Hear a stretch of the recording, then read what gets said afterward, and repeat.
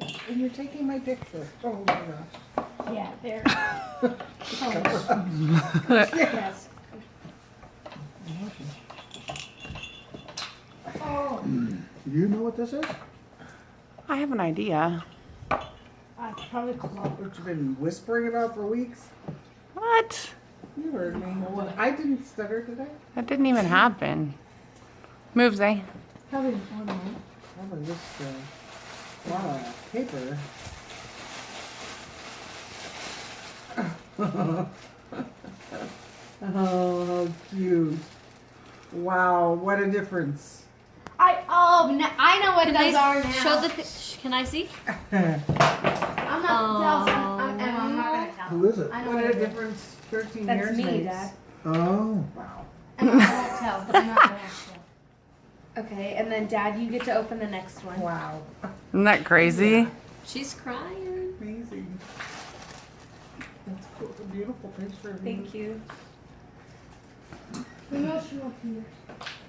I can't help it, you know.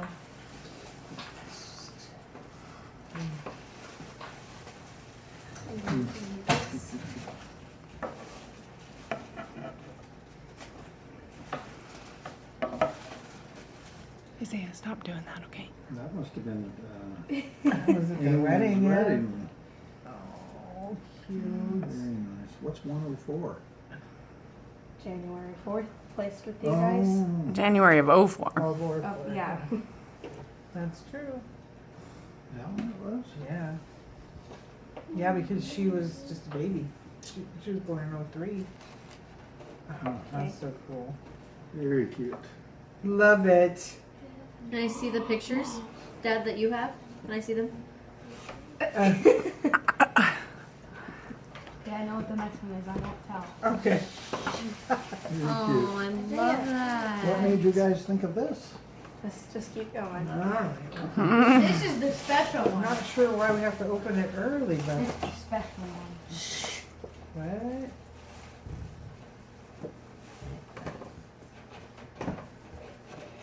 Became forever yours, 12/25/2016. What do you mean? Keep going. It's always been mine. Just keep going. What did you do? What is it, Mom? Read it out loud. Should I read this? I, Laura Emily Arndt, being duly sworn deposed to say, Isaiah, stop it. my name is Laura Emily Arndt of Christmas Valley, blah, blah, blah. Consent of adoption? Oh my gosh, are you kidding me? No.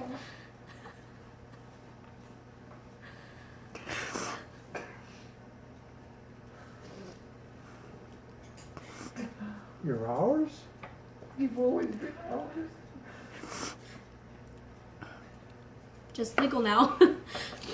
Honey, that's wonderful. When did you do all this? Oh, keep going. More? God, what beautiful pictures.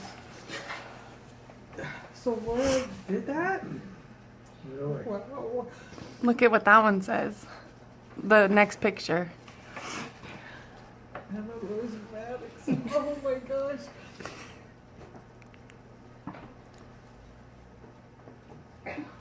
Is that just Emma? Yeah. What about Dallas? This is Emma's Christmas present. Thank you Oh. so much. That is so sweet of you. What a wonderful thing. I'm really Read this out loud without crying. You don't. I can read it if you want me to. This is from you, Emma? This This is Auntie's. this is from me. I can't believe it. Here's the story behind Progressive Present number 3. Present number 3, sorry.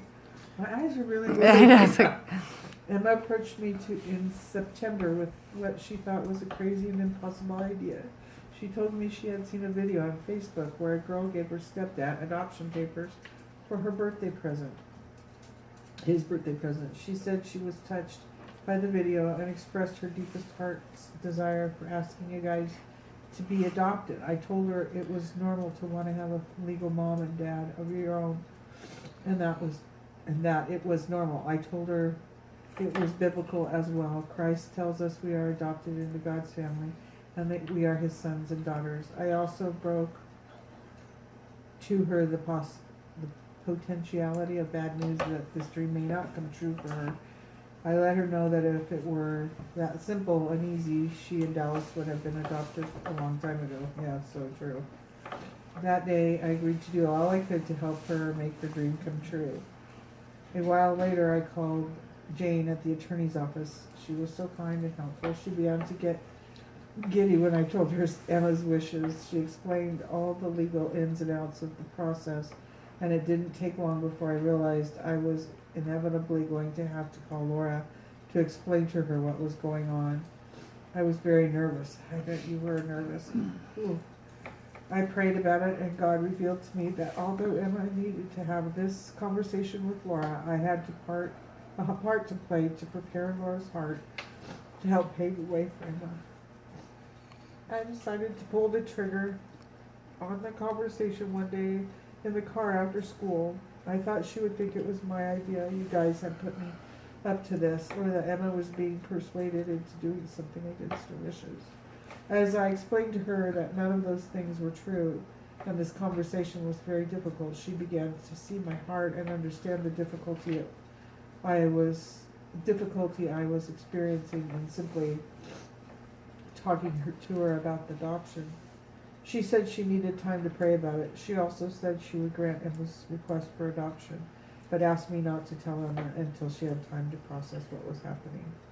I agreed. By the end of the initial phone call, Laura and I were both in tears. Both of us understood Emma's desire. Oh, geez, Emma, what a wonderful gift. You kidding?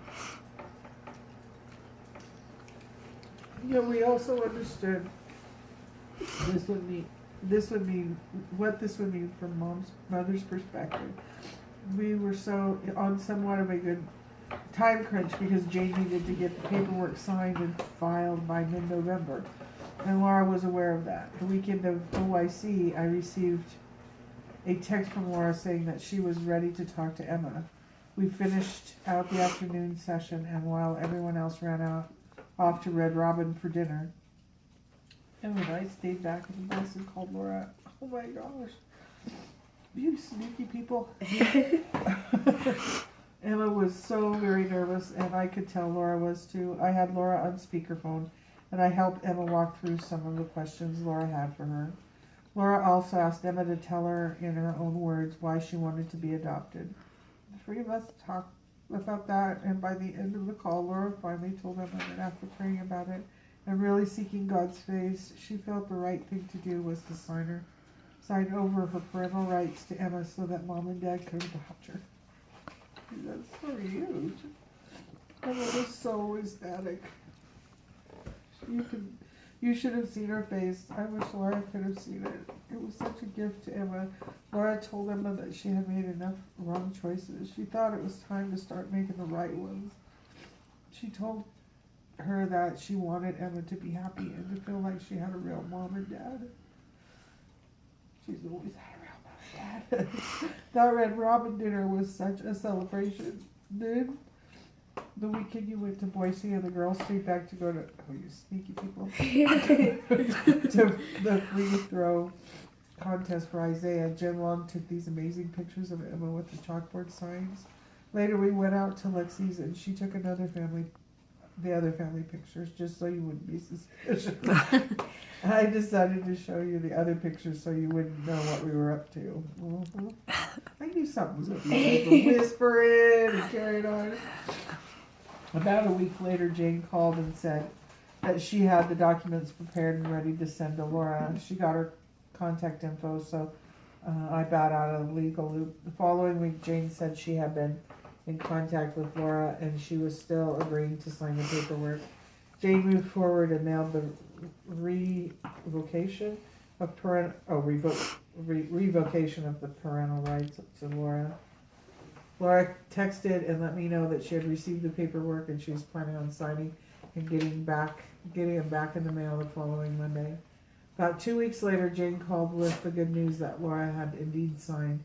Jane kept the originals and mailed me the last and final box of your progressive present. That's so amazing. These are just the copies, so you guys can see that Emma is now your legal daughter. Oh my gosh, how wonderful! As long as you sign, I'll sign it. Will you sign the legal document? It's been such a blessing to watch this miracle take place. I have grown so much closer to Emma as we have laughed, cried, and secretly texted, plotted to make this a special day for you two and for her. I cannot tell you how much this process has done in the healing of Laura and my relationship as well. That's good. God has been so gracious to restore my respect for her. I really admire her for the selfless act of love to Emma and you this Christmas. It touches my heart to see her faith in action. Jesus has changed her in so many ways. I did not want to be a part of this process at all, but now I'm so glad God used me to facilitate the blessing.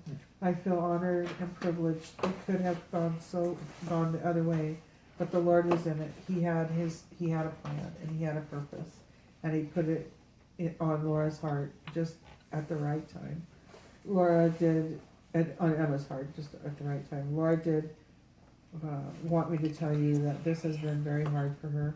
We have talked several times about it as she walked through the process of signing and all that means. She has grieved this in her own way, but has never let on to Emma that she's been anything but happy for her. So where do we go from here? Jane and Laura both agreed nothing would change in terms of how often Laura would see the girls. Everything with visitation would stay the same. Laura does want to have a conversation with you guys at some point about who makes decisions about the girls if something happens to the two of you. Jane advised Laura and I that if anything ever were to happen to you both, Dallas and Emma were of the age to make their own legal decision as to whom they wish to live with.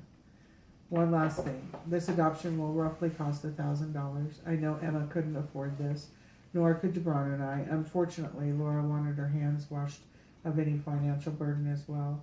I asked Jane if the cost of the adoption could be paid for out of the conservatorship, and she has drawn up the paperwork to submit to the court with your consent to adopt. Leuenberger thought there wouldn't be a problem with the legality of adoption being financed through the conservatorship. So there you have it. Congratulations, it's a girl.